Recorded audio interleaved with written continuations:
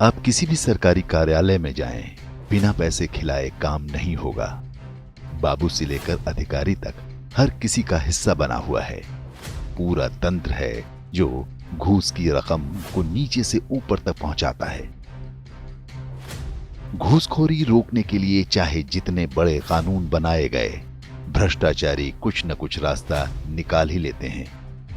केवल सरकारी कार्यालय ही नहीं, भ्रष्टाचार समाज के हर अंग में दीमक की तरह घुसा हुआ है। लेकिन क्या आपने सोचा कि भारत में यह समस्या क्यों इतनी गंभीर है? जिस संस्कृति में कर्म और धर्म जैसी बातों को इतना महत्व दिया गया है, वहां भ्रष्टाचार कैसे सामान्य दिनचर्या का अंग बन गया? इतिहास की दृष्टि से देखें तो भारत में सार्वजनिक जीवन में भ्रष्टाचार की परंपरा मुस्लिम शासन के समय से आरंभ हुई। बाद में अंग्रेजों ने इसे खाद पानी दिया और स्वतंत्रता के बाद कांग्रेस ने उसी व्यवस्था को आगे बढ़ाया। भारत में शासकीय वर्ग द्वारा भ्रष्टाचार पर सबसे आरंभिक लेखन आचार्य चाणक्य की पुस्तक अर्थशास्त्र में मिलता है, लेकिन इसमें अधिकांश राजकोष अर्थात सरकारी खजाने के अपव्यय को रोकने की बात है। इसके 8 प्रमुख कारण बताए गए हैं। पहला, प्रतिबंध अर्थात राजस्व वसूली के बाद अपनी निगरानी में न रखना या राजकोष में जमा न करना। दूसरा, प्रयोग अर्थात सरकारी धन का अपने हित में लेन देन करना। तीसरा, व्यवहार सरकारी धन को अपने निजी व्यापार में लगाना। चौथा, अवस्तार अर्थात कर वसूली में देरी करना और बाद में देनदार को तंग करना। पांचवां, परिहापण यानी कुशासन के कारण आय में कमी और व्यय में वृद्धि। छठा, उपभोग स्वयं और दूसरों को राजधन का दुरुपयोग करने देना। सातवां, परिवर्तन राजधन के द्रव्यों को दूसरे द्रव्यों से बदल देना। आठवां प्रकार है अपहार अर्थात प्राप्त सरकारी धन को हिसाब में न लिखना। चाणक्य ने इन सभी प्रकार के भ्रष्टाचारों के लिए दंड तय किए हैं, साथ ही आर्थिक क्षतिपूर्ति की भी व्यवस्था की है। लेकिन चाणक्य के वर्णन से यही समझ में आता है कि प्राचीन भारत में भ्रष्टाचार व्यक्तिगत समस्या थी, संस्थागत नहीं। कुछ व्यक्ति भ्रष्टाचार कर सकते थे, लेकिन ऐसा कभी नहीं हुआ कि लूट खसोट का कोई तंत्र स्थापित हुआ हो। वास्तव में भ्रष्टाचार की संस्थागत व्यवस्था की शुरुआत मुस्लिम शासकों के आने के बाद हुई। इसका कारण बना एक इस्लामिक परंपरा जिसे नजराना कहते हैं। शासन के हर स्तर पर निचला व्यक्ति अपने ऊपरी को नजराना देता था।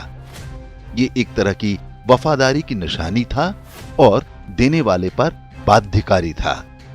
नजराने में अधिकांश सोने चांदी या बहुमूल्य वस्तुओं की भेंट दी जाती थी। ये क्रम शासन के सबसे निचले व्यक्ति से लेकर बादशाह तक चलता था। काजी और दीवान पर अपने उच्चाधिकारियों तक अधिक से अधिक नजराना पहुंचाने का दबाव रहता था। क्रम में कोई निचला व्यक्ति अपनी कुर्सी पर कितने दिन रहेगा, ये नजराने की रकम से ही तय होता था। अंततः इसकी वसूली अधिकांश सामान्य जनता, किसानों और व्यापारियों से की जाती थी। मुस्लिम शासकों द्वारा थोपी गई नजराना व्यवस्था भारतीय राजाओं में उपहार की परंपरा से बिल्कुल भिन्न थी। उपहार स्वैच्छिक व्यवस्था थी और इसकी लेन देन का सामान्य प्रजा पर कोई प्रभाव नहीं पड़ता था, जबकि नजराना सुरक्षा के बदले एक तरह का भयादोहन या ब्लैकमेल था। 13वीं शताब्दी में अलाउद्दीन खिलजी पहला सुल्तान था जिसने प्रशासनिक सुधारों के नाम पर भ्रष्टाचार को संस्थागत रूप देना आरंभ किया।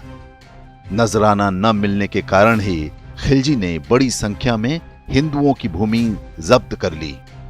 वो चाहता था कि हिंदू उसे तोहफे में सोना दें ताकि सरकारी खजाना भरा रहे और वो सिकंदर हिंद बनने का अपना सपना पूरा कर सके। यही व्यवस्था औरंगजेब के काल तक चलती रही। हिंदुओं को लूटकर जो भी सबसे अधिक सोना चांदी बादशाह तक पहुंचाता, उसका रुतबा उतना ही बढ़ता जाता।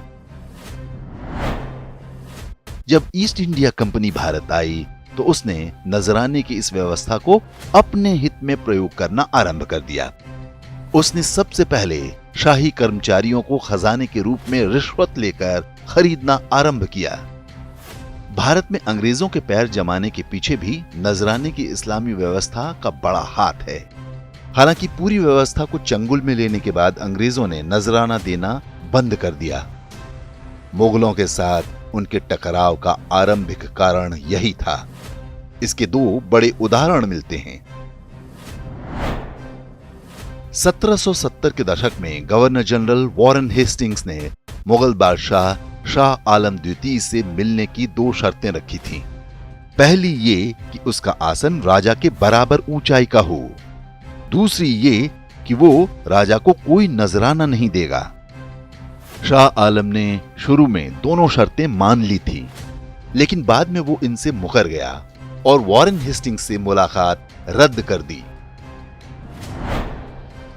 इसी तरह वर्ष 1826 में British governor general Lord Amherst ने जब मुगल दरबार का दौरा किया तो वो बादशाह अकबर शाह के साथ बराबरी की कुर्सी पर बैठा। उसने कोई नजराना नहीं दिया, बल्कि मुगलों से एक मोटी रकम वसूल कर गया। मुगलों की ही तरह ईस्ट इंडिया कंपनी की पूरी व्यवस्था रिश्वत खाने और खिलाने पर आधारित थी। थोड़े बहुत बदलावों के साथ ये अंग्रेजों के जाने तक चलता रहा। वर्ष 1947 में भारत की स्वतंत्रता के बाद अवसर था कि शासन व्यवस्था में इस संस्थागत भ्रष्टाचार को समाप्त कर दिया जाए, लेकिन जवाहरलाल नेहरू ने इसे जारी रखने में ही अपना हित समझा। पिछले वर्षों में भ्रष्टाचार और घोटाले की जो सबसे बड़ी घटनाएं सामने आईं, उन सब में ये आरोप लगा कि भ्रष्टाचार की राशि का एक बड़ा हिस्सा सीधे गांधी परिवार तक पहुंचाया गया। प्रशासन के निचले स्तरों पर भी अब ये व्यवस्था इतनी पक्की हो चुकी है कि बहुत प्रयास करके भी नरेंद्र मोदी सरकार इसे पूरी तरह से समाप्त नहीं कर पाई है। यदि भ्रष्टाचार को दूर करना है तो समाज का हिंदूकरण आवश्यक है। भारत कर्म पर आधारित संस्कृति है। यहां पर मान्यता है कि बुरे कर्मों का परिणाम हमें आने वाले जन्मों में भुगतना पड़ता है। फिर भी यदि बड़ी संख्या में लोग भ्रष्टाचार में लिप्त हैं तो इसका कारण धर्म से बढ़ती दूरी और बीते 1000 वर्षों में हुई इस्लामीकरण और ईसाईकरण है। भ्रष्टाचार से कमाए धन का कुछ भाग धार्मिक कार्यों या दान में खर्च करके अपराध बोध से मुक्ति पा जाने वाली मानसिकता भी अब्राहमिक मजहबों के कारण पैदा हुई है। अब समय आ चुका है कि एक समाज के रूप में हम 1000 साल से थोपी जा रही अपसंस्कृति को दूर करें। किसी भी बदलाव का आरंभ स्वयं से होता है। जब हम बदलेंगे तो देश भी बदलेगा।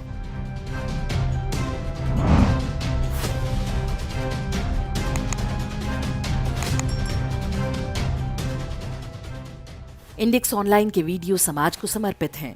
आप इनको डाउनलोड करके जैसे चाहे वैसे प्रयोग कर सकते हैं। चाहे तो आप हमारे टेलीग्राम चैनल से जुड़ सकते हैं। वहां सारे नए पुराने वीडियो आपको मिल जाएंगे। हमारे सोशल मीडिया लिंक हर वीडियो के डिस्क्रिप्शन में होते हैं। हमारा एकमात्र उद्देश्य हिंदू समाज को जागृत और एकजुट करना है।